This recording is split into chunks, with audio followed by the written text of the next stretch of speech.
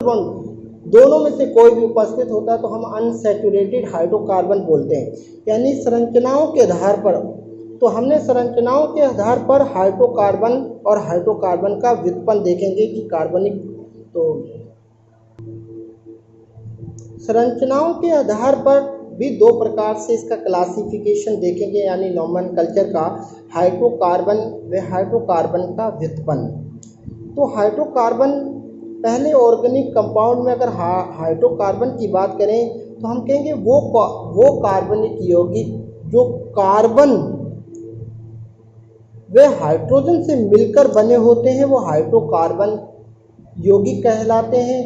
यानी संरचनाओं के आधार पर हम बात कर रहे हैं। और कार्बन प्लस हाइड्रोजन के अलावा कोई अन्य तत्व पार्टिसिपेट करता है वो हाइड्रोकार्बन का व्युत्पन्न कहलाता है। तो सबसे पहले हाइड्रोकार्बन के व्युत्पन्न, हमने पहले भी बताया कि क्लासिफिकेशन जब हमने ऑर्गेनिक कंपाउंड का किया तो हमने वहाँ पढ़ा सैचुरेटेड अनसैचुरेटेड ओपन चैन में। तो वहाँ हमने देखा कि एल्केन यानी सैचुरेटेड अनसैचुरेटेड, तो ये एल्केन यानी हाइड्रोकार्बन का, फिर यहाँ हम नोमेनक्लेचर के अंदर इसका क्लासिफिकेशन तीन प्रकार से, एल्केन और एल्कीन और एल्काइन, तीन प्रकार से इसका क्लासिफिकेशन पढ़ते हैं। सब में देखा जाए तो एल्केन कॉमन है, और ये एल्केन जो है वो नंबर ऑफ कार्बन की संख्या को रिप्रेजेंट करता है, नंबर ऑफ कार्बन की संख्या को रिप्रेजेंट करता है, कार्बन की संख्या को रिप्रेजेंट करता है। और ये एन जो भी आता है ये कार्बनिक यौगिक में डबल बॉन्ड या सिंगल बॉन्ड या कार्बन कार्बन के बीच ट्रिपल बॉन्ड को रिप्रेजेंट करता है। तो हम सब पढ़ेंगे। तो अभी मैं थोड़ा सा आपको बता रहा हूँ कि कार्बन, सबसे पहले कार्बन हाइड्रोजन से मिलकर हाइड्रोकार्बन बना, तो हमें कार्बन कंपाउंड की या कार्बन परमाणु उसकी विशेषता की बात करेंगे। तो कार्बन की जब विशेषता की बात करेंगे तो कार्बन की अगर विशेषता की बात करेंगे तो कार्बन की सबसे पहली जो विशेषता होती है ऑर्गेनिक कंपाउंड के अंदर, नोमेनक्लेचर की बात कर रहे हैं कि कार्बन लंबी चेन का निर्माण करता है। कार्बन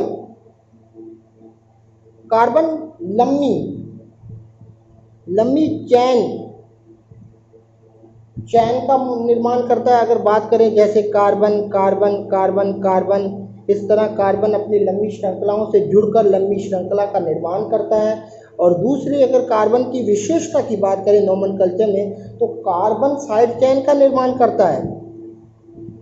कार्बन साइड चेन का निर्माण करता है। कार्बन साइड चेन का निर्माण करता है। अगर बात करें जैसे कार्बन कार्बन कार्बन कार्बन, और यहाँ से भी कार्बन जुड़ा है, यहाँ भी कार्बन जुड़ा है, ये प्रतिस्थापित समूह होते हैं। जब नोमेनक्लेचर पढ़ेंगे ना आगे तो पूरा आपको सिखाएंगे।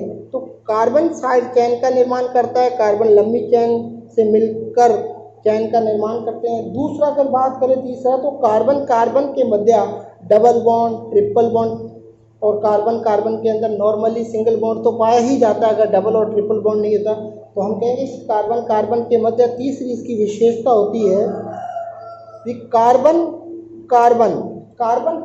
के मध्य डबल ट्रिपल बॉन्ड पाया जाता है, और कार्बन आपस में मिलकर एक रिंग का निर्माण करता है। चौथी इसकी विशेषता है कि कार्बन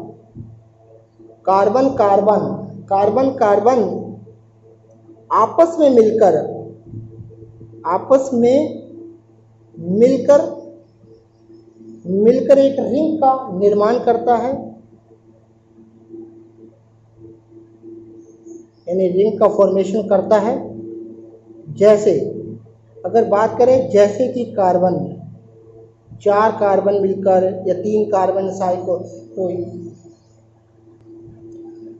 ये कार्बन की विशेषता की बात की है कि कार्बन लंबी श्रृंखला का निर्माण करता है। कार्बन आपस में मिलकर साइड चेन का निर्माण करते हैं। कार्बन के मध्य डबल ट्रिपल बॉन्ड पाया जाता है।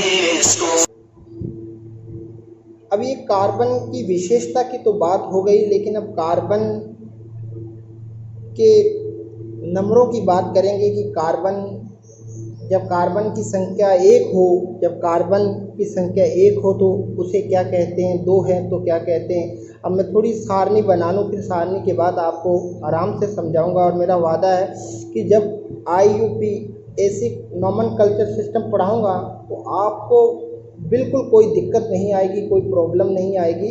और बिल्कुल जिसको बेसिक भी जिसका क्लियर नहीं है वो भी नोमेनक्लेचर बिल्कुल ऑर्गेनिक कंपाउंड का एकदम सही करेगा, बल्कि आसान नहीं डिफ़िकल्टी वाले भी सही करेगा। लेकिन कई बार हमें कॉमन सामान्य नाम देकर उसका IUPAC नोमेनक्लेचर पूछ लेता है। अगर हमें सामान्य ही नाम नहीं आएगा तो हम उसका नाम कैसे लिखेंगे। तो ये चीज़ें ज़रूरी हैं, बहुत इम्पोर्टेंट है।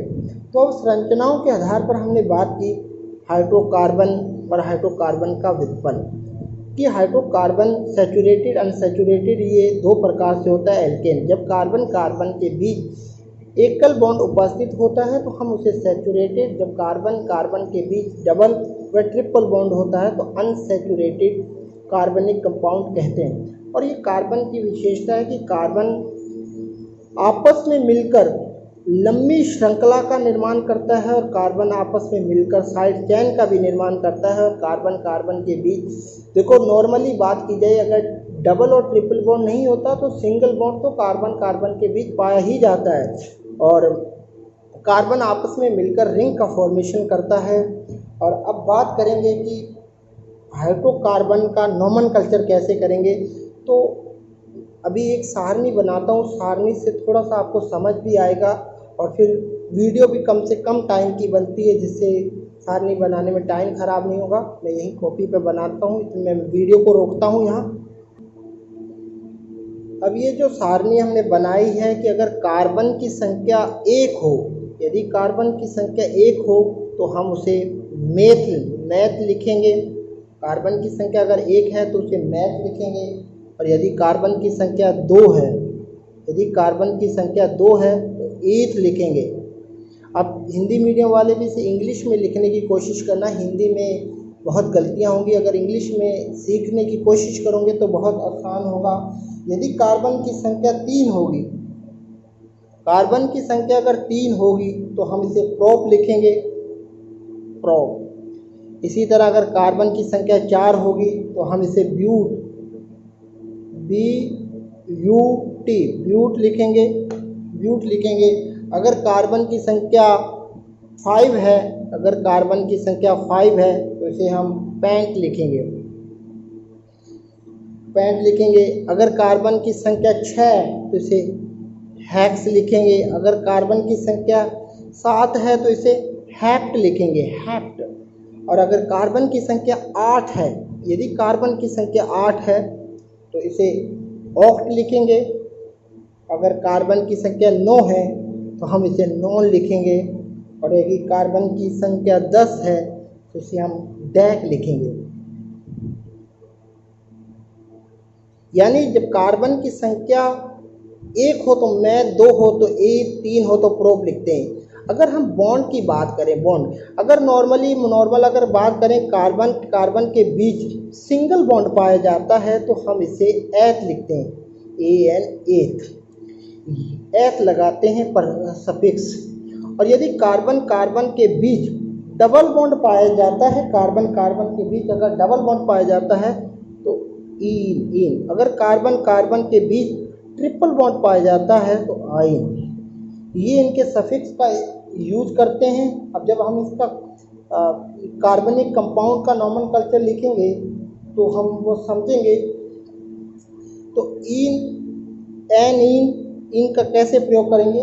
और अगर हम फंक्शनल ग्रुप की बात करें, अगर हम फंक्शनल ग्रुप क्रियात्मक समूह की बात करें, जैसे अगर OH क्रियात्मक समूह पाया जाता है तो हम OL इस्तेमाल करते हैं। इस तरह NH2 की बात करें, अगर हम COO की बात करें यानी ओइक एसिड की बात करें, साइनाइड की बात करें, तो ये हम क्रियात्मक समूह का जब नोमेनक्लेचर पढ़ेंगे तब आप वहाँ हम पढ़ेंगे।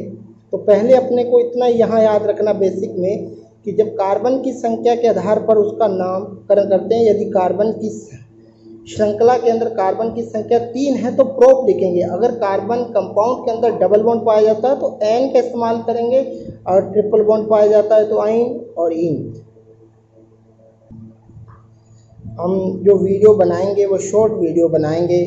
अगली क्लास में संरचनाओं के आधार पर इसके नॉमेनक्लेचर के एग्जाम्पल और उसका सेकंड पार्ट समझेंगे, क्योंकि अगर लंबी वीडियो बन जाती है तो फिर दिक्कत हो जाती है, क्योंकि अपलोड करने में थोड़ी नेटवर्क की यहाँ प्रॉब्लम रहती है। तो हम वीडियो जो भी बनाएंगे 15 से 20 मिनट के बीच बनाएंगे। तो अगली वीडियो जो आएगी पार्ट सेकंड इसी का, यानी बेसिक नॉमेनक्लेचर का, यानी कॉमन नॉमेनक्लेचर की बात कर रहे हैं, तो उसके सेकंड पार्ट में ये सब क्लियर कर देंगे। जय हिंद।